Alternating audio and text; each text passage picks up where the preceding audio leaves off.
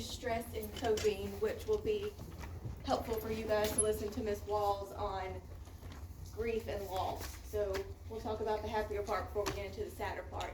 And it's better than grief.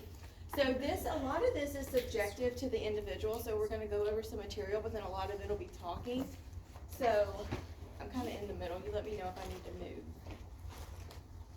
So these are your learning objectives by the end, and some of the material that's in the PowerPoint wasn't necessarily in the book, but it was from Ms. Wall, so I tried to make that as available as possible. So by the end of this, you should be able to define stress, talk about the sympathetic nervous system and the parasympathetic nervous system, identify at least 3 categories of stressors, discuss the physiologic and psychological effects of stress, recognize 5 danger signals, identify use of defense mechanisms, discuss holistic approaches to managing stress, recognize coping patterns across the lifespan. We'll focus a good bit on children. Recall pharmacologic interventions and implement Pavlov's therapeutic interprofessional process. So you'll talk about theory in here too. So stress. Everybody has stress. Nobody feels stress the same. Like everybody in this room is a nursing student. You have similar goals. You want to do great in this program. But nobody thinks about it the same and nobody acts on it the same. Stressors can be physical, mental, spiritual, and emotional. Any type of thing you can feel, you can have stress in. And it affects all aspects of an individual's life. Stress can be super physical, and that was interesting for me to research about, because you think I'm just frazzled, but it can't actually harm my body. But we're going to talk about all the manifestations that stress can do to you. The inability to manage stress disrupts homeostasis and can lead to functional impairment or physical illness. It makes your body more susceptible to illnesses. So the RN has to understand stress, its effect on the body, how individual it is, and you also need to know how you deal with stress, because you want to make sure you don't go into your patient's room with any type of judgment. Because again, the way you handle stress and the way your patient handles stress may not match, and you want to make sure that that doesn't come to conflict. And this is a good quote right here. The stress of life is life itself. And she's a nurse, so I think that's fair. So your sympathetic nervous system. Sympathetic nervous system is your fight or flight response. So you're getting chased by a bear. You're going to decide if you're going to fight, freeze, or flee. That's your sympathetic nervous system. And you're going to have release of epinephrine and cortisol. So this is going to give you the increased heart rate, the increased blood pressure. Your body is reacting like that because it's trying to meet the increased metabolic demands that your body is producing. And then your parasympathetic nervous system, so you go up, it tries to bring you back down to reality. And this helps with your vagus. It's done by your vagus nerve. What cranial nerve is your vagus nerve? 10. What does it do? Glenn, what does it do? What does it do? Decision making. It helps with swallowing. Your vagus nerve is right here. So that does the opposite. It's going to bring your heart rate down. It's going to bring your blood pressure down. And it produces a sense of calmness.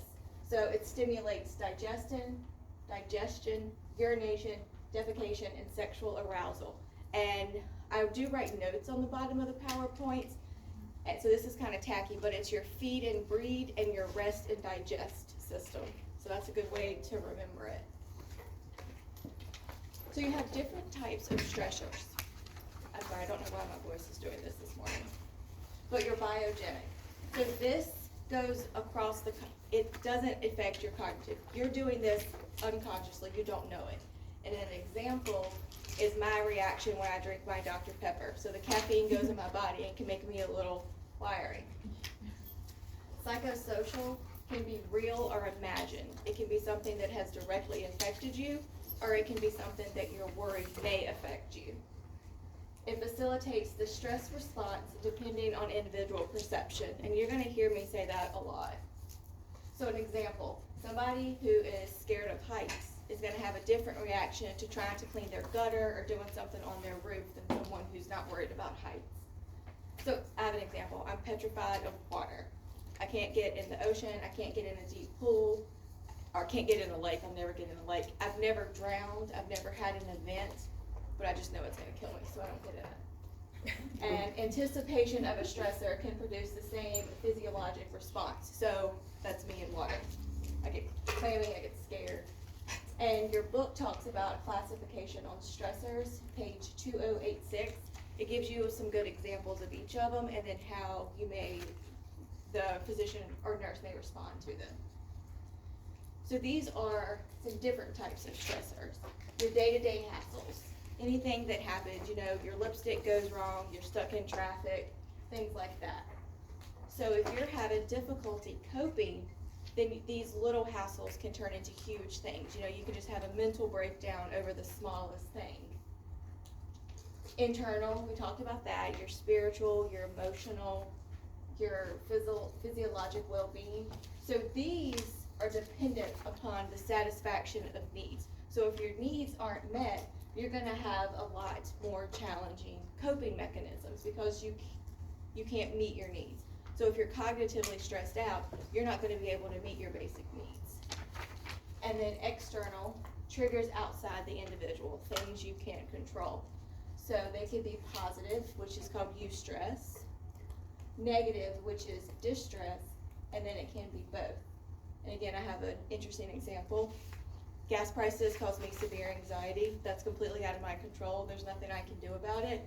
But every time I see them close to $4, I become distressed. And then traumatic, which would be your natural disasters.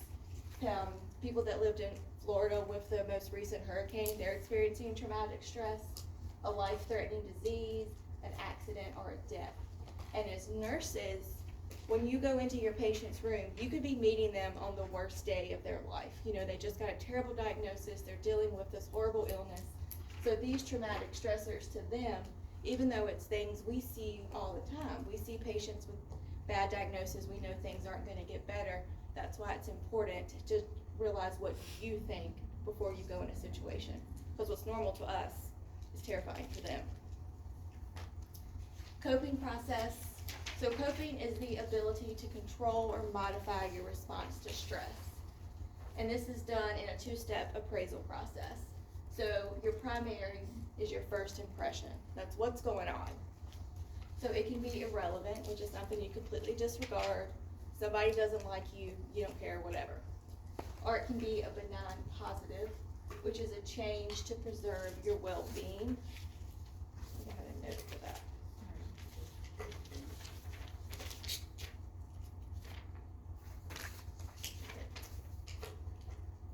And an example of that is something that's rewarding but stressful. So you remember when you got your license? So you had to take the driver's ed test. That was stressful, but then you got your license. Or you just had a great point. You're in nursing school. You're stressed to the max, but then you get to be a nurse. And you get to continue to be stressed. And then stressful is harming or disturbing. So the traumatic events that we talked about. And then in your secondary appraisal, you are trying to figure out, what am I gonna do? What are my resources? What's gonna happen to me? How long is this gonna take? How bad can it be? So you figure out what's going on, and then you figure out how you're gonna handle it. So this is Maslow. We all remember Maslow, the hierarchy of needs. So most people go from top to bottom, but like we said before, it's subjective. So something on the bottom may not be that important to someone, so they may have a different order of preference. But these are the basic needs that people need. And if one is not met, they have a higher trouble going to the next level. Effective coping. So it's a learned process. You have to have stressors in order to learn how to cope with them. And there's 5 different types. So problem-based coping, what do you think that is? I know it says it, but give me an example. It's something that can be changed. What's a stressor that you can change? Internal. Okay, yeah. So think about, you're stressed out about your grades. You've got an exam coming up. Maybe you study a little bit harder or something like that. So you're worried about passing, you do something about it. And then emotional is when something's out of your control. So you either have to learn what to do with it or you have to get over it. So I'm scared of gas prices, I don't look at gas prices signs. I know that sounds silly, but that's literally fair. And then avoidance, you don't focus about it, you in denial, you just let it eat at you, and then eventually what's gonna happen, you're gonna blow up from it. So that's an ineffective coping mechanism. Approach, you confront with direct action.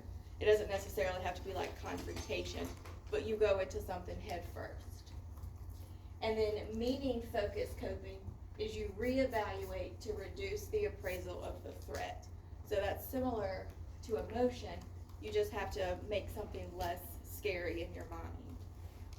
And then nurses need to be aware of their own coping styles. I know I've already said that a couple times, but if you can't cope with your own stress, you're gonna have a really hard time helping a patient cope with theirs. Again, coping. So we've already talked about the appraisals. So in your reappraisal, you think about how you responded to a situation. Did I do good? Was it successful? What could I have done better? Anybody ever have like an argument, and then after the argument, you're thinking of all the things you wish you had said? Yes. Cause you're like, I could have done this, I could have made my point across this way. So that's a great example of a reappraisal. And then your adaptation. So you figure out, hey, I didn't do this well. This is how I'm gonna have to get over it because it's out of my control. So you come to terms with it. And then there's some good types of examples on page 2088. I tried, for anything I put up here, I wanted you guys to be able to have a resource of more information. I didn't want to just beat you with the same thing, but I gave you page numbers. So theoretical models, actually, we have an activity, and I'm sorry, I meant to do this earlier.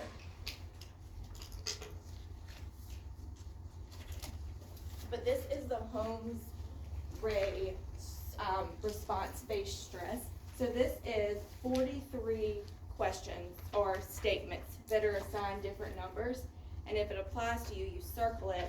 And then at the end, it gives you a score that tells you if you have moderate stress, moderate to high chance of stress, or a very high chance of developing illness at the end. So you guys can circle the things that apply to you. And I looked at that, and I consider myself to be a very stressed individual, but I have a low risk, so it's such a thing. And then we're gonna do a case study together at the end, and that'll incorporate that skill as well. And if you wanna talk about your results, you can, but we don't have to get into personal problems. So stimulus-based stress. Stress is a life event that requires change. And this is the scale that we're talking about now. So it's gonna be a divorce, the loss of someone special to you, moving, exams, things like this. And this talks about the wear and tear. So if you continue to have stress on your body, it's gonna break you down mentally, it's gonna break you down physically. So this does increase your susceptibility to disease. And then your response-based stress model, and they abbreviated this as GAS. So that should be fun to remember. It's 3 different phases. So in your alarm phase, you have your fight or flight response. Am I talking too fast? Yeah, okay. I've been trying to work on it. So this is the cascade of all your epinephrine, all your, none for you, your response with your blood pressure and your heart rate going up. And then in your resistance phase, this is when your body is having that reaction, but your body is also trying to restore your homeostasis to bring you back to normal. So you're kind of at an internal struggle. And then in your exhaustion phase, you couldn't cope with it, so you completely depleted all your energy and resources, and your chance of being more susceptible to illness and even death, you can die from stress, is possible. The transactional model, again, the appraisals. So this is a 4-step process. You evaluate the threat. I'm being chased by a bear. Secondary appraisal, available resources. I can run. I can climb a tree. Coping is you apply them. So you do run. And then your reappraisal is ongoing evaluation. Did I live or did I get eaten? So that's just a really dramatic example of the transactional model. then there is the nursing transactional model. So this is gonna be more applicable to us. And this is based on PLEPU as well. So it's the relationship between the nurse, the client, and the environment in which they interact. So this talks more about the holistic approach to stress. So communication and therapeutic relationships, your goal is to decrease the patient's anxiety and to increase their coping resources. And she talks about nursing is not task-oriented. It's not the assessments, it's not the medicine. It's working more with the whole person. And ways that you can do this is you focus on the client. Eye contact if it's culturally acceptable. Non-threatening stance. You don't want to be talking to somebody like this, like you're really disinterested. And one thing that I will do with patients if they're really stressed is I will get on their level and sit with them. Because this, if you're eye level, it's not threatening. And this kind of opens up communication. It shows, I care, I've got time to talk to you. So I'll do, unless it's a threatening situation, I will definitely just sit down and talk to people. If you make time for people, that's one of the most important things that they will feel. Validate the client's feelings. I can tell you a situation, we had a patient who was really sick. Her husband didn't understand any of the things going on, so he focused directly on something insignificant, but he understood that. So we all thought he was being irrational, but if you think about it, he's lost. He's in a situation he doesn't understand. You know, his loved one's life is in danger.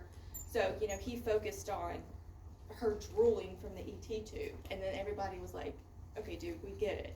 But that's all he understood. So things like that may seem silly, but that's really important to them. So what are their immediate concerns? His immediate concern was the secretions from the ET tube. If you address them and you try to validate how they feel, then that'll put in a more trusting relationship. Therapeutic communication. Reinforce their positive coping mechanisms. If their coping mechanisms are detrimental to their health, you want to focus on something that they do right, or something that is helpful to them, that'll kind of push them in the right direction. Offer hope and reassurance. If it's feasible. If someone's got a metastatic terminal disease, don't tell them everything's going to be okay. It's not. So you don't want to lie to people and then put that false hope, because they're not going to trust you, and then they're not going to want to interact with you anymore because they think you're a liar. Identify success in life to increase personal power. That kind of goes up with reinforcing positive coping mechanisms. Advocate for your patients, even the patients that can't respond for themselves, especially those. So the patient themselves may not be able to interact with you, but you also have the family that you have to take care of. And then offer resources. Case management, utilization management, they usually have good resources for patients. Physiologic manifestations of stress. So there's a picture in your book that has all the things that stress can do to you, and that's on 2091. And there's a video, I can't click on it now, but we'll watch it at the end. It's kind of, the information is good, but the video itself is kind of awkward. But things that happen to you, fatigue and lethargy. Anybody been overwhelmed and just been exhausted and wanted to lay in bed for days? All the time. Yeah. Muscle tension headaches, your shoulders feel like rocks, headaches, migraines. Migraines are really good for me when I get stressed. Shaking, trembling, spasms. It can provoke anxiety responses. Pain. A lot of people, when they're really stressed, will get chronic pain. High blood pressure, especially if you're constantly in that fight or flight response. Skin eruptions, acne, anybody's face get more broke out when they're stressed. Sexual difficulties, eating disorders, eating too much, eating too little. Elimination disorders, it can really focus on your gut, so a lot of patients that are stressed will have constipation. Your sleep patterns can be jacked up. They can be altered. So insomnia, nightmares, wanting to sleep all the time, waking up frequently, and I put the page right here. And we'll watch this video at the end. It's really good about telling you stress could do to you. And then some more manifestations, so fear. Fear can be real or perceived, and it's a sense of apprehension that something is going to happen. Anxiety is also apprehension, but it has a more intense response. It gives you the sense of dread and uneasiness. And this can be minimal to debilitating. People can have panic attacks that completely just wipe them out. Their response to it can absolutely devastate their vital signs, and then they can be scared to go places, scared to interact. Depression, so persistent, abnormal, low mood, emptiness, hopelessness, sadness, and despair. And then anger, intense displeasure, animosity, and it can lead to volatile expressions.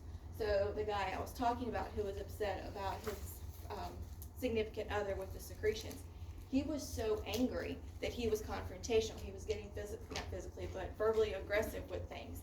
So you have to know how to either de-escalate those situations or protect yourself from safety, or protect yourself if it gets too dangerous. And there's also a video on that we'll watch. It's this deer right here. So interacting with an angry client. If my client was angry and I felt like frightened for my safety, I would not sit eye level with them. You're gonna want to be observant of the behavior, and you never want to put yourself between the client or the family member and the wall. You always want to be able to get to the door so you can get out, because if something escalates to the point of violence, your safety is the priority. So don't take it personally. People are going to yell at you. People are going to tell you terrible things. You'll develop thick skin, and it'll be something that you can just disregard. Don't discount their feelings. So you don't want to say, like we talked about before, terminal metastatic disease. It's not going to be okay. It's not going to be the outcome you want. So telling someone don't have that response is only going to make it worse.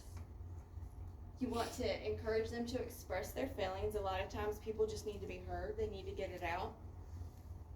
Don't take responsibility unless you truly have something to apologize for.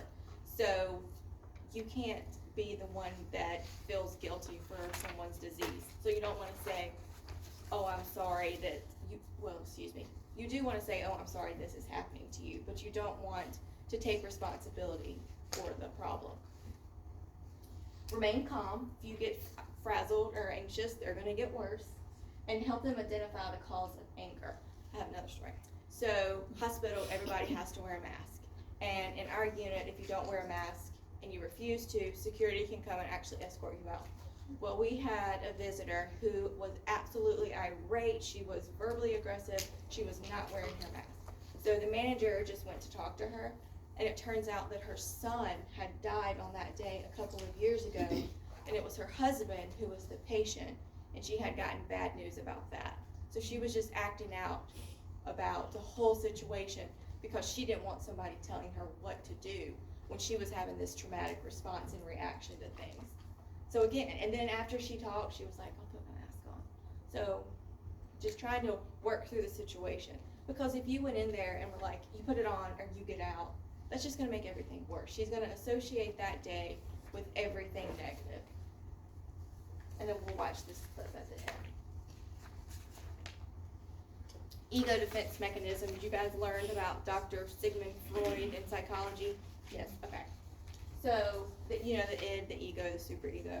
Well, your ego is your self-esteem, your self-importance, and your sense of identity. So when someone threatens your ego, you're going to use defense mechanisms. It's an unconscious process. It's just how your body responds to that reaction. So the goal of it is to balance the tension during stress and to protect you from anxiety. So it can be positive or negative. Some people are able to present situations a little bit less harmful than others. And the goal is to protect your physiologic state. So your defense mechanisms are as essential for survival as your physiologic response to stress is essential for survival. And again, with things like this, you want to provide a safe environment, and you want to let those people talk out what they're feeling so you understand why they are reacting the way they are. And then there's a whole table on page 2093 but these are the 4 that Ms. Wall focused on.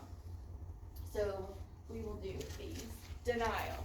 Everybody knows something, a situation where someone's been in denial. And so they're attempting to screen or ignore unacceptable realities. It's an unconscious behavior. They are not lying intentionally. So an example of that, a woman, although told her father has metastatic cancer, is planning a family reunion 18 months in advance. So she is refusing to accept what is likely inevitable.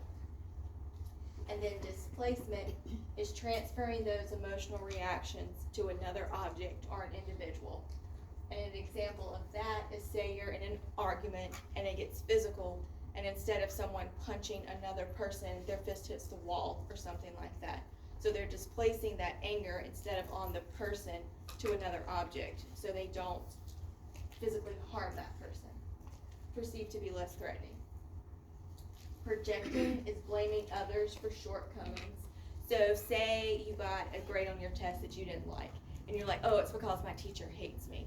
It's not because you didn't study or you didn't understand the material. It's just simply my work should have been recognized better. And they do that to protect their self-image. Reaction formation is acting the opposite. So an example in your text was, an employee resents his boss for a decision he made, but instead of acting on this, he commends his boss, he praises him, he acts like he's really happy about the situation. Huh? No. I said like fake people. Like Yeah, like yeah, they like you, but they. Two-faced, yeah. So response to stress. This is on page 2099, and these are like your stress checklist. It also talks about your psychological and your emotional responses, and these are just the things that you may see. So cognitive, loss of memory, my stuttering of words, poor concentration. You ever read something and then you realize you have no idea what you read, so you have to read it again? Yeah. Poor problem solving. You may have a harder time figuring a way through something that may normally seem easy. Suppression, which is your denial. If I don't out of mind, out of sight. If I don't think about it, it's not real. Fantasy or daydreaming, you just find yourself off in an unrealistic world instead of trying to focus on what's happening. And use of defense mechanisms like we just talked about. So your behavioral response, you can be restless, you can be very mobile, you can have hyperactivity, which is similar as well. Nervousness, tics. If I get really stressed, my face will kind of like twitch on the side.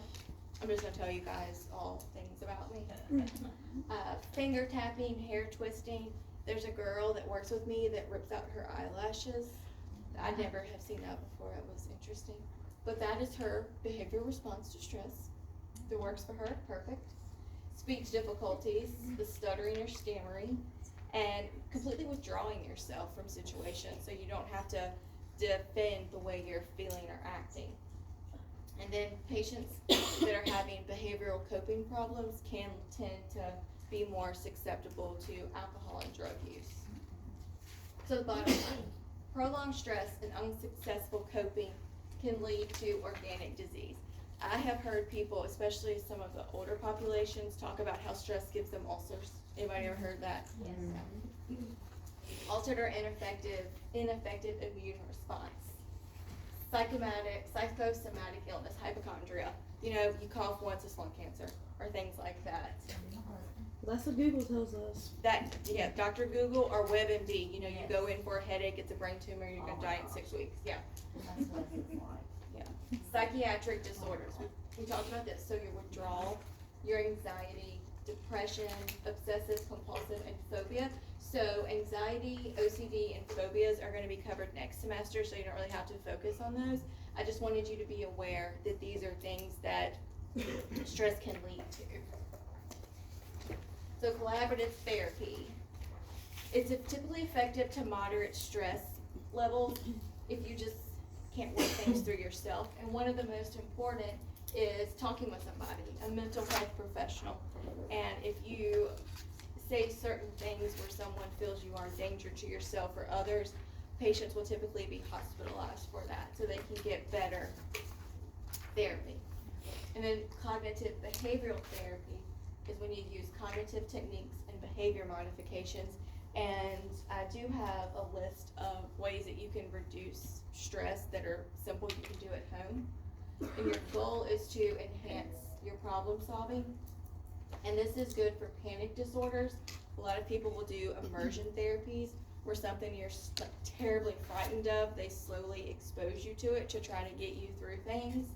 So that would be like someone making me learn how to swim. So your pharmacological interventions, the two that Ms. Wall wanted you to just be aware of is benzodiazepines, your Xanax, your Valium, your Ativan. And these are used for short-term periods. They can lead to addiction and then, the respiratory symptoms, distress or depression. And after a while, your body gets used to them, so they won't work as much. And then beta blockers. Beta blockers have a good, I lost my train of thought. Beta blockers. What are they? How do they work? They stop like your heart. They lower your heart rate. So if you think about it, that fight or flight response, what does it do? It increases your heart rate. It increases your blood pressure. So these decrease those levels to try to keep you at a more homeostatic state. Patient teaching, wellness promotion, there's a couple interventions that are good for stress. And exercise. So these seem pretty self-explanatory, but you go outside, you have an increased sense of self-being and things like that. Sleep rest patterns. I bet a lot of you aren't getting the sleep and rest that you were getting before you started nursing school, and that definitely has a toll on you. You wake up in the morning, you feel sluggish, you can't really get it started. Nutrition. So poor nutrition plays a role in your health overall, and I'll tell you, sometimes when I'm really stressed, I just don't eat, and then I feel even worse after it. Time management. Making yourself on a schedule, saying I have this much time to do this, or I need to get this done by that. And boundary setting, that can be hard. A lot of people don't like to say no, but if you teach someone how to how to evaluate a situation and say, how is this going to affect me? And I know it sounds selfish, but you have to accept those boundaries so you don't overextend yourself. Because someone that says no, their plate's going to be too full, they're not going to be able to eat all that. Activate the parasympathetic nervous system. So why do we want to do that? Again, so you have your sympathetic nervous response and then your parasympathetic. It's trying to get you back to that normal level where your body can function appropriately. So it's a sense of calmness. Your blood pressure is going to be down, your heart rate, and your digestion is going to be better. And the state of relaxation promotes healing, regeneration, and recovery. So some ways to do that. Get out and go into nature, spend some time outside, get some fresh air. Massage, your body's going to be tense, so that helps. Meditation, yoga, and Tai Chi. If you can get your body to a sense of relaxation, that's beneficial. Deep breathing exercises. When I was in high school, I had a teacher, and she taught us that when we breathe in, we say 1, and when we breathe out, we say 2. And by doing that, it kind of just makes your mind focus on the numbers instead of the situation. So 20 years later, I still do that. If you're a religious prayer and just kind of talking with your higher power is good. Exercise, do something enjoyable, play with the puppy. I love my dog, she helps me so much. Avoid multitasking. Don't be doing 87 things at one time. If you focus your attention and your energy on one thing at a time, you're going to be more successful. And then visualization. That's when you think of a calming or a relaxing place that you wish you were, and you just completely focus on it until you feel all your senses are there. Parasympathetic nervous system goes from the brain down past your abdomen or the lower part of your spine. And these are all the things it does. We've talked about this, and stimulates your saliva and your constricts pupils. So that is the function of cranial nerve 10. And again, talks about your rest and digest. So lifespan considerations in kiddos.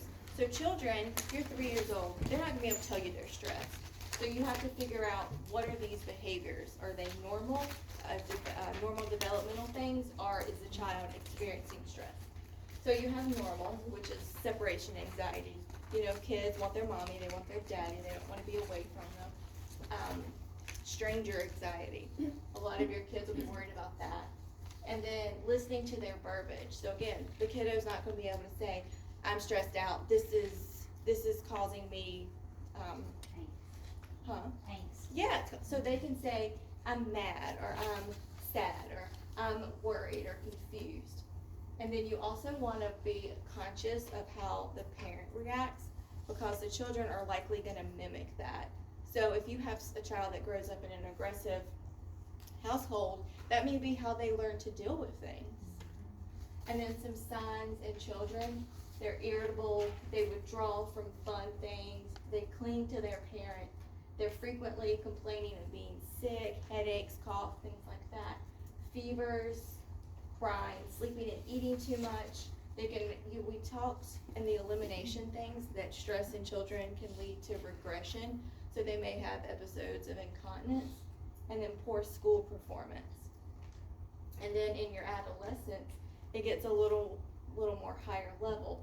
So they can be excessively tired, they can be angry, they can defy you, they don't want to participate in school activities, they have poor social and school performance, criminal activities, and then peer pressure, they can give into drugs and alcohol more easily. Again, so with your children, you want to try to interview the patient and the guardian if they are agreeable to it. And a lot of times, younger people prefer the same gender because it's just easier for them to talk to. And teach coping mechanisms to both the individual and the guardian. So you want to let the adolescent express their problems. You want to teach them the importance of relaxation and physical activity, setting realistic expectations, and not being afraid to ask for help. A lot of times teenagers, they're embarrassed. They don't want to talk about things like that. So you want to encourage them to do that. And then teach coping strategies to the parents. And one of them that I found most important was to keep your child informed of things that are going on. It can be hard when your child senses something but they don't really understand. So just being truthful and building that sense of trust can be important. Selective of TV programs. I remember when, Grand Theft Auto came out, and parents, anybody know what I'm talking about? Okay, and parents didn't want their kids to play that because it was so much violence, and it was graphic, and then the verbal responses were too much, so a lot of people didn't want their kids playing things like that. And then that can also be with your TV shows and stuff. And then your older adult. So it's difficult to figure out stress and coping disorders versus regular signs of aging. Because you think about your dementia, they're gonna have a harder time expressing themselves cognitively. And their signs of stress can be disrupted sleep patterns, they don't eat as much, they have a harder time taking care of themselves, and then a harder time with mobility. And that's tough because the last two happened with just advanced age. You lose your ability to care for yourself, and then mobility gets hard because you're having all those changes. So pain, chronic pain, negative attitude, moodiness, they isolate themselves, they have a harder time concentrating, and they will report physical symptoms before they report mental system problems. And your book talks about that as they don't want to be associated as having any type of stress or psychological disorder, because a lot of your older populations, mental health and things like that weren't discussed a long time ago. It was seen as a negative behavior, so they associate that. And you don't want, so they would avoid rather than confront. And the cognitive behavior therapies are more appropriate for your older patients. And you want to be cautious with medications. Why do you think you'd be cautious with meds in older adults? Yeah, the side effects, they take a lot of medicines, they typically have renal or liver impairment, and that's how most of your meds are eliminated. And then you want to just try really hard to keep them interactive, active, and staying connected, doing anything. And this is a special picture. So my papa passed away 2 years ago, and he used to love building things. So he made this little church, and it's like this big. But he loved woodworking, so that was something that he made, and then he had it in the Christmas parade. That is so cute. So that's a special picture, and even though he was 86 years old, he still went in his wood shop. He had his 2 little canes. He would go outside, and so I think that's one reason why he was able to live so long, because he never gave up. He always wanted to be busy. He wanted to have that sense of independence. And it may take him 45 minutes to get down to the shop, but he got there. So those are things that our family encouraged, because we wanted to see him happy and doing things like that. And that can be tough, because a lot of times, like we said up here, you have a negative response to it. It's easier to just become bedridden. It's easier to give up and just not even try to take care of yourself. But you could also build a little church, and it makes me happy. So these are NCLEX, what the NCLEX says about psychosocial integrity. So it's 9% of your exam, and they want to focus, it's stress management and coping, which, I mean, that's what PowerPoint was about. So they would expect you to recognize verbal cues for physical and or psychological stressors. You guys feel like we talked about that? Any questions or comments on those? Okay. Assess stressors, including environmental, that affect the client. I'm sorry, there shouldn't be a color there. So noise, fear, uncertainty, change, and lack of knowledge. And that's just simply like we talked about before. Patients or family members focus on something they know because they don't understand the whole situation. So it's important to really spend the time to get in there with the client. Implement measures to reduce environmental stressors. I personally can't stand noise. So if I go somewhere where it's insanely noisy, like I just get anxious and I want to leave. You get like overstimulated. I am, yeah, overstimulated for sure. So if you're in a situation where you can control that, turn the noise down. If they're cold, get the heat on. Simple things like that. Provide information on stress management. We talked about the physical activity, the nutrition, sleep rest patterns. Evaluate the client's use of stress management techniques. So you gotta think about their resources. If they don't have the resources to do physical activity because they don't have anywhere to go, then you need to figure out an alternative plan for that. And then your coping mechanisms. So be aware of their support system. Some people don't have a lot of people that they feel like they can talk to about things. So you'd wanna recommend psychotherapy and people that can help them. Assess their ability to adapt to temporary or permanent role changes. A lot of people are gonna be resistant to change. This is how they've dealt with things for many years. So if you go in there and you try to teach them more effective ways, the chances are they're gonna have a hard time doing that. Assess their reaction to a diagnosis of a mental illness. So that's really important with your older patients because they don't want that stigma of having a mental illness. Identify situations which may necessitate a role change. So I feel like we've talked pretty good about this. The spouse with chronic illness, you want to make sure they understand the situation accurately and they're not living in unrealistic worlds. Provide support to the client with unexpected or altered body image. So alopecia, amputations, an individual that just had to get mastectomies for breast cancer, they're gonna have self-image problems. So those are things you have to consider as well. And evaluate the constructive use of defense mechanisms. So we talked about before having, you subconsciously react to things, but some of those can be in a positive light. So if you think about it, it is good that you punch the wall and not the person you were arguing with. So you kind of put a positive spin on it.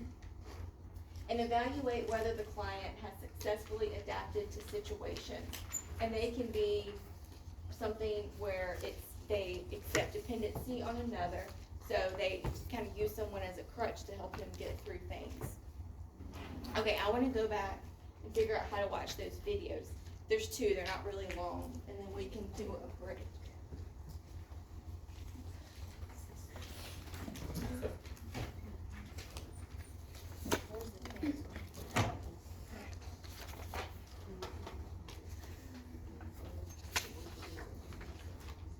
Where's the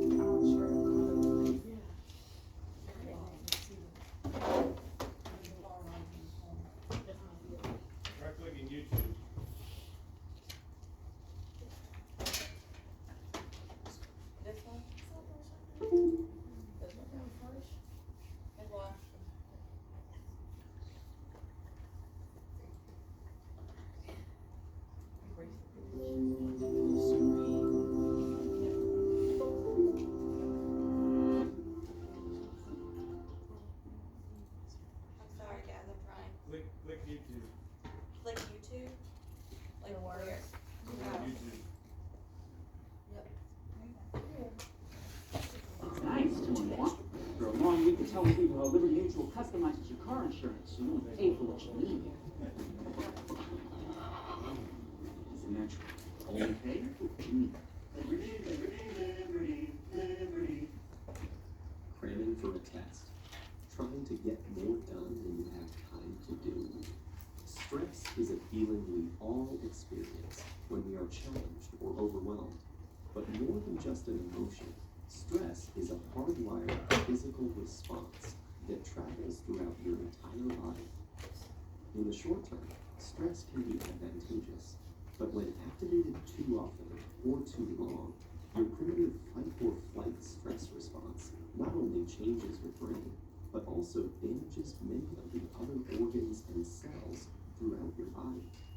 Your adrenal gland releases the stress hormones cortisol, epinephrine, also known as adrenaline, and norepinephrine.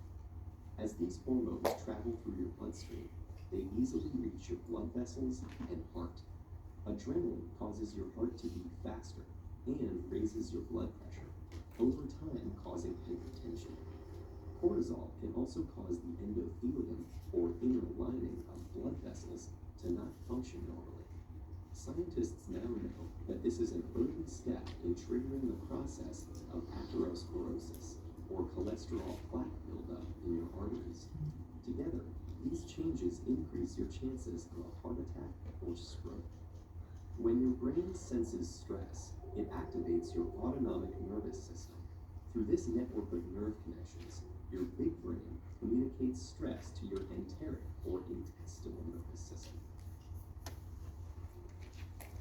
Besides causing butterflies in your stomach, this brain-gut connection can disturb the natural rhythmic contractions that move food through your gut, leading to irritable bowel syndrome, and can increase your gut's sensitivity to acid, making you more likely to feel heartburn. Via the gut's nervous system, stress can also change the composition and function of your gut bacteria, which may affect your digestive and overall health. Speaking of digestion, does chronic stress affect your waistline? Well, yes.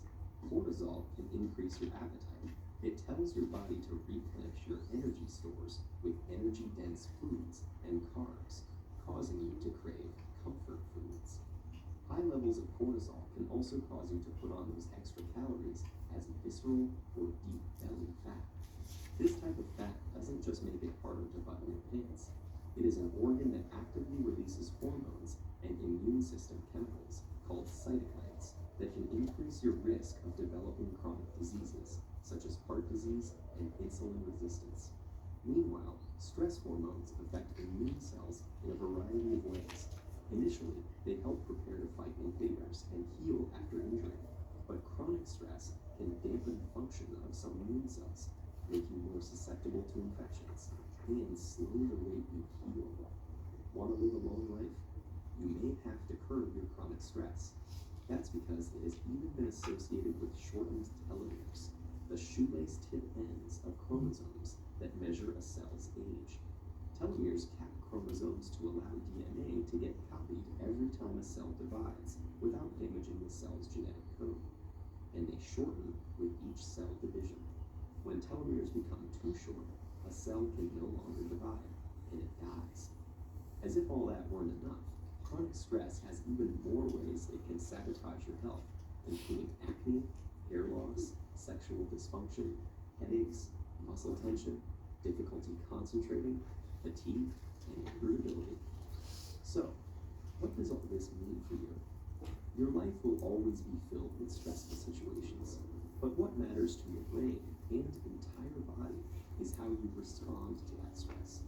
If you can view those situations as challenges you can control and master, rather than as threats that are insurmountable, you will perform better in the short run and stay healthy in the long run.